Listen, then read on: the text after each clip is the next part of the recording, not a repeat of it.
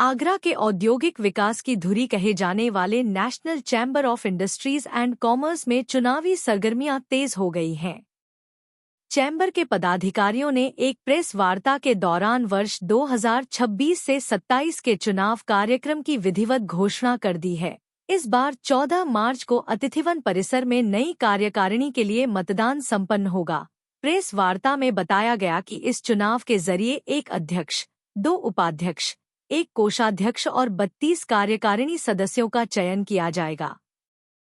चुनावी प्रक्रिया की शुरुआत 21 फरवरी से नामांकन पत्रों के वितरण के साथ होगी, जो 28 फरवरी तक जमा किए जा सकेंगे। चुनाव समिति के अध्यक्ष मनीष अग्रवाल ने बताया कि चुने गए पदाधिकारियों का कार्यकाल 1 अप्रैल 2026 से शुरू होगा। संजय गोयल और सीताराम अग्रवाल सहित अन्य पदाधिकारियों ने चुनावी पारदर्शिता और नियमों की जानकारी साझा की। ताज न्यूज के लिए सोनू कश्यप की रिपोर्ट। जैसा कि विधि थी है कि नेशनल चैम्बर के चुनाव 14 मार्च को संपन्न होंगे और स्थान है अग्रवन, वाटर वर्क्स चौराहा स्थित अग्रवन। 10:30 बजे से चुनावी प्रक्रिया प्रारंभ होगी और 3 बजे तक चलेगी। उसी दिन रिजल्ट घोषित कर दिया जाएगा। चुनाव जो होंगे वो एक अध्यक्ष, 2 उपाध्यक्ष, ट्रेजरर और 14 ग्रुप में से 32 कार्यकारिणी सदस्यों के चुनाव होंगे। मतलब 14 हमने ग्रुप बनाया है और कुल करीब 1800 कुछ मेंबर है, जिसमें हमारे पास अभी तक 13 तारीख तक जो संख्या आई है वो 1450 लोगों ने करीब अपने शुल्क जमा करा दिया है। इसका मतलब ये हुआ कि जिन लोगों ने शुल्क जमा करा दिया है वो ही फाइट कर पाएंगे और वही प्रस्ताव बन पाएगा, वही कार्यकारिणी के सदस्य बन पाएंगे। इसके बाद जो बचेंगे, जो उम्मीद ये है कि करीब 1700 मेंबर्स इस चुनावी प्रक्रिया में भाग लेंगे। कोई 200-250 के पैसे इन दोनों में आ जाते हैं, 1450 के हमारे पास आ चुके हैं। वो खड़े नहीं हो पाएंगे लेकिन वो वोट डाल पाएंगे। 14 तारीख से 5 दिन पहले तक जो शुल्क जमा करा देगा उसको वोटिंग राइट होगा। अब जैसा कि पता है कि 21 तारीख से हम नामांकन प्रक्रिया प्रारंभ करेंगे और 21 को सभी के हम लोग प्रपत्र बांटेंगे और ये 28 तारीख तक जमा करने की अंतिम तारीख होगी।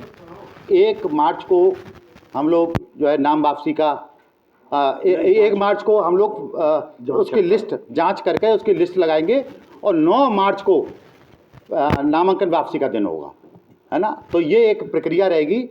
इसमें किसी को भी अध्यक्ष पद के लिए और उपाध्यक्ष और 2 ट्रेजरर के लिए कुछ शर्तें हैं जो इस फॉर्म के साथ दी जाएंगी। जैसे अध्यक्ष पद को अगर वो किसी राजनीतिक पद पर है या किसी पैरेलल संस्था का वो अध्यक्ष है तो उसको लिख कर देना होगा, या तो उसको पद से त्यागपत्र देना होगा या उसके बाद में अगर वो बन जाता है तो उसको सभी पदों से इस्तीफा देना पड़ेगा और किसी भी पॉलिटिकल पार्टी से वो संबंध नहीं होगा।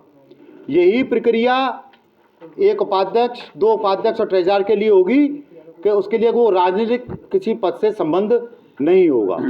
अगर ये पाया गया डिक्लेरेशन फॉर्म देने के बाद भी तो उसको पद से हटाया जा सकता है।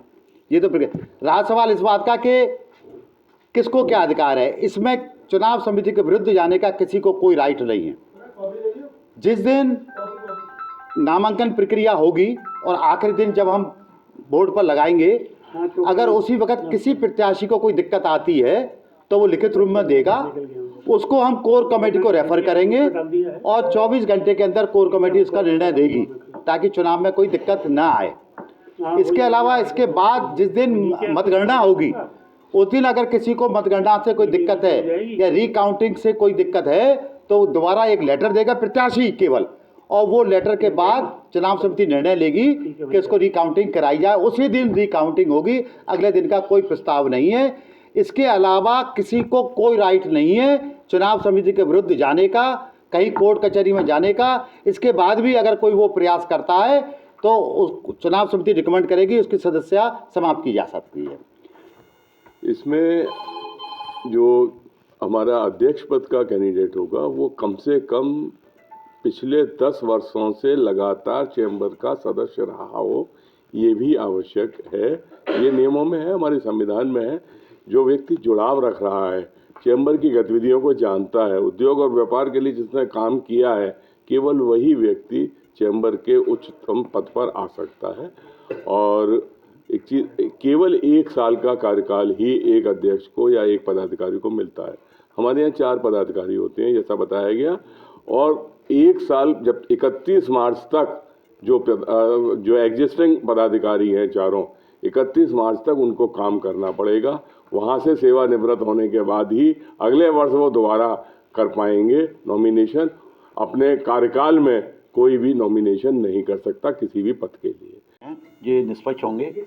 जैसा अभी आप पूछ रहे थे किसको राइट्स है, उसी संदर्भ में बताना चाहता हूँ कि कोई भी नया मेंबर जो बनेगा उससे 4 साल से पहले कोई कार्यकारिणी में चुनाव नहीं लड़ सकता है वो।